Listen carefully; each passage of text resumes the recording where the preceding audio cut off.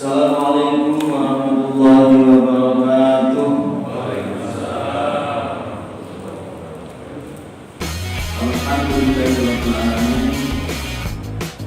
Wa bihi nasta'inu ala umuri din. Wassalatu wassalamu ala asyrafil anbiya'i wal mursalin nabiyina Muhammadin wa ala alihi wa ashabihi wa man tabi'ahum bi ihsanin ila yaumiddin. Asyhadu an la ilaha illallah wahdahu la syarika lah wa asyhadu anna Muhammadan abduhu wa rasuluh alladzi la nabiyya ba'dah. Allahumma shalli wa sallim wa barik ala Muhammad wa ala alihi wa ashabihi wa man tabi'ahum bi ihsanin ila yaumil qiyamah. Allahumma iftah lana hikmataka wansur 'alaina rahmataka min fadza'i rahmatika ya arhamar rahimin. Rabbi shrah li sadri wa yassir li amri wahlul 'uqdatam min lisani yafqahu qawli. Banyak orang yang menunggu-nunggu kedatangannya, ya.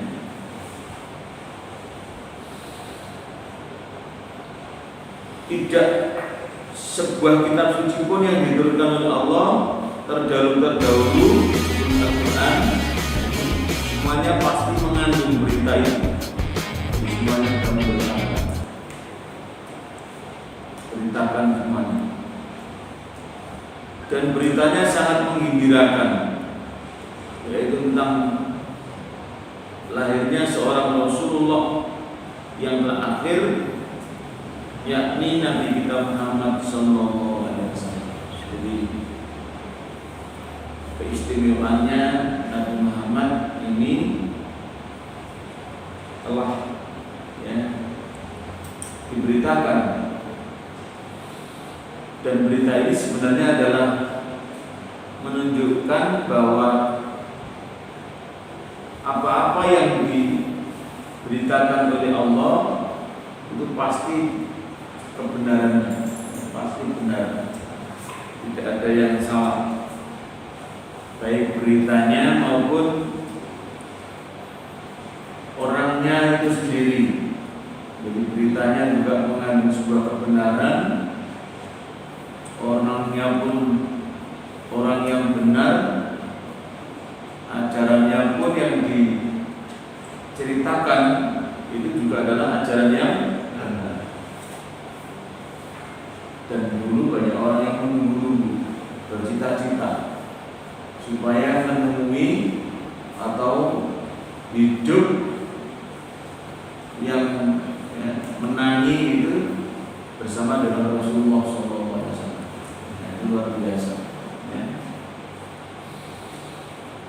Bahkan dijelaskan di dalam kitab Taurat, ya, yang salah satu isinya bagiannya adalah menjelaskan tentang datangnya Tuhan dari Tursina. Dijelaskan itu dan naik kepada mereka itu dari Sir, dari tempat Bukit Tursina, tempat siapa Nabi Musa menerima wahyu. Lalu memancarlah sinar dari Paran, dari tempat itu, terus maju ke muka beserta 10.000 orang yang berbakti, dan di tangan-tangannya keluarlah kitab takwa. Jadi ini juga bagian dari isi salah satu kitab suci yang pernah diturunkan oleh Allah, namanya adalah kitab Taurat, yang menjelaskan di dalamnya tentang akan datangnya Nabi Muhammad. Kedatangan Tuhan dari Tursina menunjukkan bahwa Tuhan pernah datang kepada Nabiullah Musa alaihissalam. Jadi Nabi Musa ini pernah bertemu dengan Allah pada waktu itu di Bukit Tursina, dan Allah berkata Nabi Musa, wa kallamallahu Musa taklima. Musa itu, dan Allah berkata-kata dengan Musa secara langsung, dan Nabi Musa tidak kuat ya, pada waktu itu, sehingga sampai Nabi Musa ini adalah pingsan. Nah, seperti itu ya.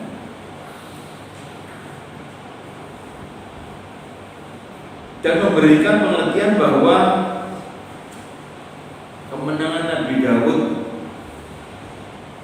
yang di Syir itu, jadi Nabi Daud ini pernah berperang melawan raja namanya Raja Jalut.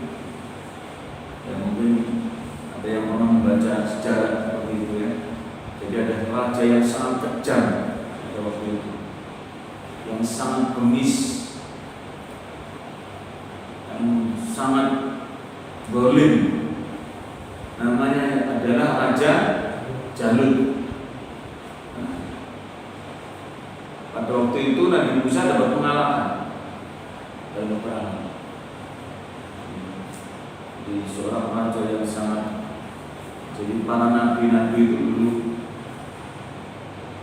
hidupnya itu selalu di zaman para raja-raja yang zalim, seperti Nabi Musa zamannya Raja Fir'aun, Nabi Ibrahim zamannya Nabi Ibrahim hidup pada zaman Raja Namrud, itu juga begitu. Jadi seperti itulah ya misalnya. Adapun tentang memancar sinar, maka itu merupakan berita gembira perihal lahirnya seorang Rasulullah yang bernama Nabi Muhammad. Ternyata Nabi Muhammad ini ya, atau Nabi Musa ini mendapatkan berita dari Allah tentang akan adanya seorang Nabi akhir zaman yang diberitakan oleh Allah kepada Nabi Musa, yaitu Nabi yang bernama Muhammad dari keturunan Nabiullah Ismail. Jadi Nabi Muhammad ini masih satu garis keturunan dari Nabi Ismail. Berarti Nabi Ismail itu anaknya siapa? Anaknya Nabi Ibrahim.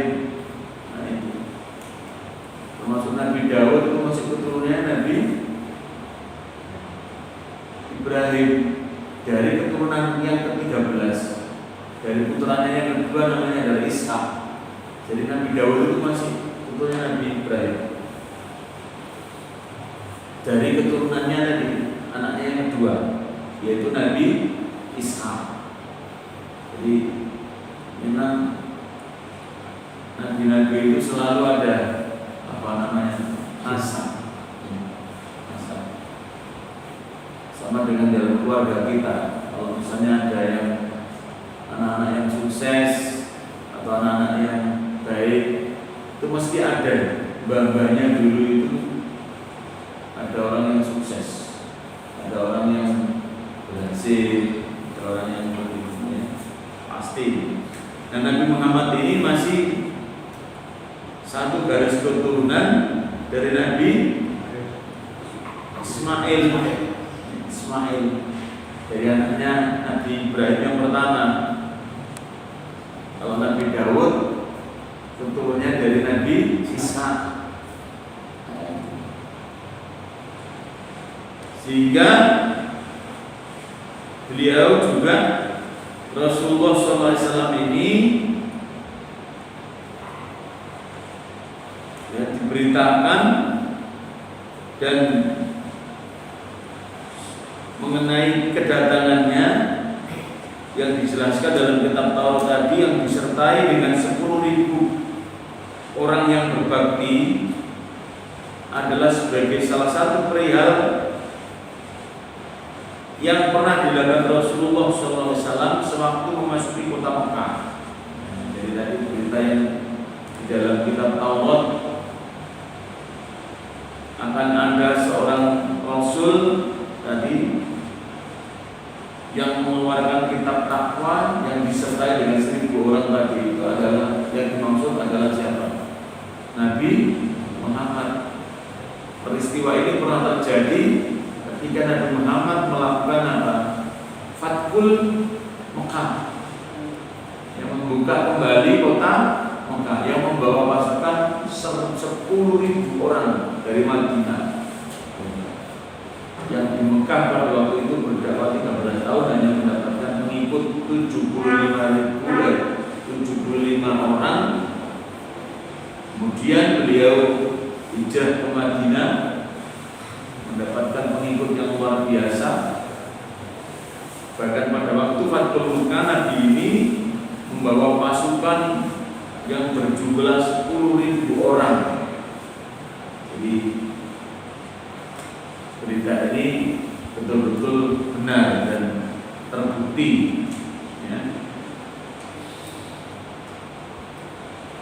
Yang disertai para pengikut dan pembantunya tadi. Dan inilah waktu yang membebaskan kota Mekah dari cengkraman kaum musyrikin dan kafir Quraisy.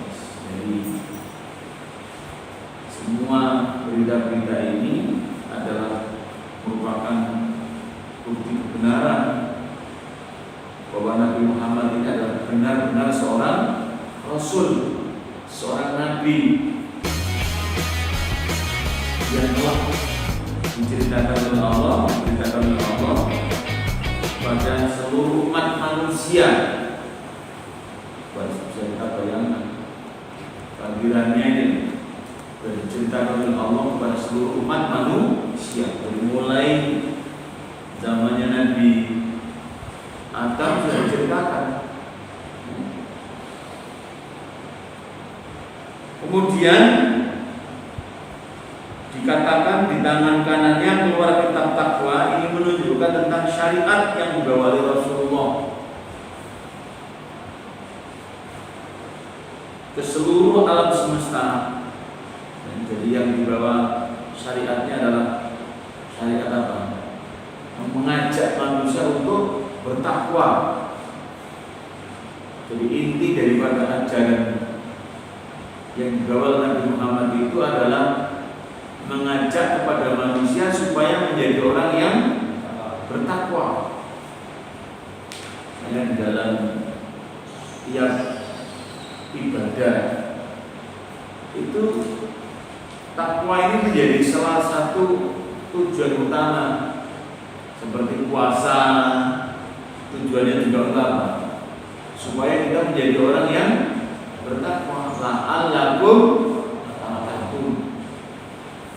Sholat juga supaya kita menjadi orang yang bertakwa.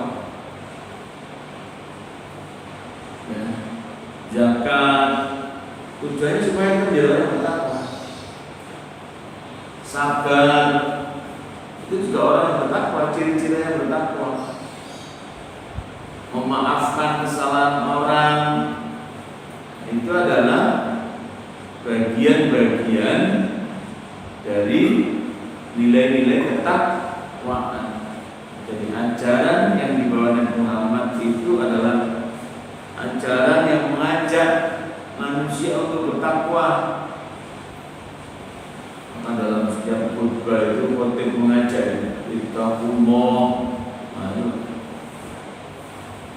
Khutbah saja itu tujuannya mengajak orang bertakwa.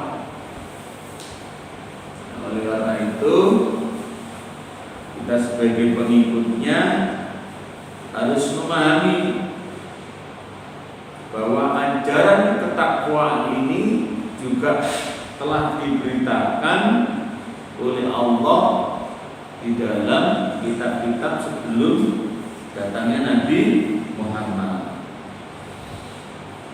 Dan syariat yang dibawa oleh Nabi Muhammad ini menjadi cahaya bagi seluruh alam semesta yang terus-menerus memancar. Jadi ajaran Nabi Muhammad ini apa buktinya? Bahwa ajaran agama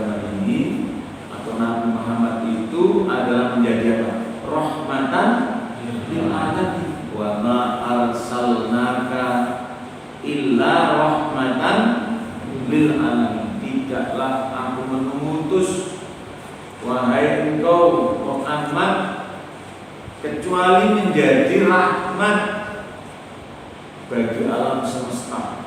Coba, jadi ajarannya ini ajaran bagi seluruh alam, tidak hanya kepada manusia. Alam ini banyak, dalam alam ini ada yang merasakan kebaikan dan kebenaran ajaran agama. Tidak hanya umat manusia, tapi seluruh alam itu juga merasakan kebenaran ajaran agama. Contoh, alam itu merasakan tentang ajaran agama ini, bahwa ajaran agama Islam melarang manusia untuk berbuat kerusakan. Nah, coba gitu ya. Dhaharal fasadu fil barri wal bahri bima kasabat aydin nas. Telah nampak kerusakan di daratan dan di lautan, itu adalah akibat ulah tangan manusia. Jadi kita dilarang untuk berbuat kerusakan seluruh alam. Jadi kita ini disuruh menjaga tentang kebersihan, misalnya coba ya, itu juga untuk alam. Kebersihan itu menjaga kebersihan, tidak hanya bersih fisik kita, batin kita, tapi juga alam lingkungan kita ya. Jadi dari perintah untuk menjaga kebersihan itu adalah bagian dari ajaran ini. Jadi Islam ini menjadi rahmat dan menjadi cahaya yang terus. Islam itu cahaya.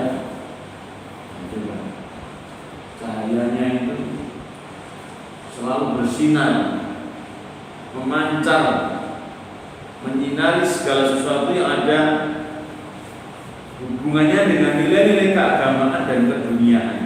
Jadi nilai-nilai jadi segala sesuatu dalam ajaran ini adalah simbolnya itu adalah memancarkan cahaya kebenaran. Ilmu itu bercahaya. Al ilmu nurun. Ilmu adalah cahaya. Orang-orang yang ahli wudu wajahnya bercahaya. Membaca Al-Quran di rumah dan sholat bercahaya. Ya. Nawiru buyutakum bitilawatil Quran wassalat. Sinarilah rumahmu dengan membaca Al-Quran dan sholat. Jadi semuanya itu ajaran-ajaran ini adalah bercahaya ya. Yang perlu kita yakini bahwa dengan mempelajari ini kita akan semakin yakin bahwa ajaran agama ini, bahwa Nabi Muhammad ini adalah benar-benar sebagai seorang utusan Allah yang harus kita pelajari segala sikap dan perilakunya, segala sesuatu yang diajarkannya wajib kita ikuti. Dan mengikuti Rasulullah SAW itu pasti sama dengan mengikuti Allah, mengikuti perintah-perintahnya, dan pastilah kita termasuk orang-orang yang benar dan akan mendapatkan balasan yang sebaik-baiknya. Pasti hidup kita akan menjadi baik mengikuti Rasulullah, pasti. Karena itu mari kita tingkatkan terus kebaikan-kebaikan. Jangan pernah bosan untuk berbuat kebaikan. Jangan pernah malas-malasan untuk melakukan kebaikan-kebaikan. Sebab kebaikan-kebaikan ini akan terus menyinari dalam kehidupan kita. Kalau kita dalam hidup yang susah, sedih, ya mari kita kembalikan kepada ajaran agama ini. Ya. Insya Allah dengan melaksanakan ajaran agama ini, masalah-masalah yang kita hadapi akan hilang. Sebagaimana Allah berfirman, "Wa may yattaqillaha yaj'al lahu makhraja wa yarzuqhu min haitsu la yahtasib." Dan siapa yang bertakwa mengikuti ajaran agama ini, maka Allah akan jadikan hidupnya itu keluar dari segala kesusahan, dan Allah akan memberikan rezeki yang tidak disangka-sangka. Manusia itu masalahnya cuma dua tadi. Banyak menghadapi problem, dan manusia itu butuh rezeki. Itu aja. Kalau masalahnya sedikit, rezekinya lancar, enak hidup. Enak nggak kira-kira Pak? Kekotak enak, nggak punya masalah, rezekinya lancar. Mudah-mudahan kita semuanya termasuk orang yang dimudahkan oleh Allah Subhanahu Wa Taala dalam memilih ajaran agama ini. Alhamdulillah minasyaitonir rajim. Bismillahirrahmanirrahim.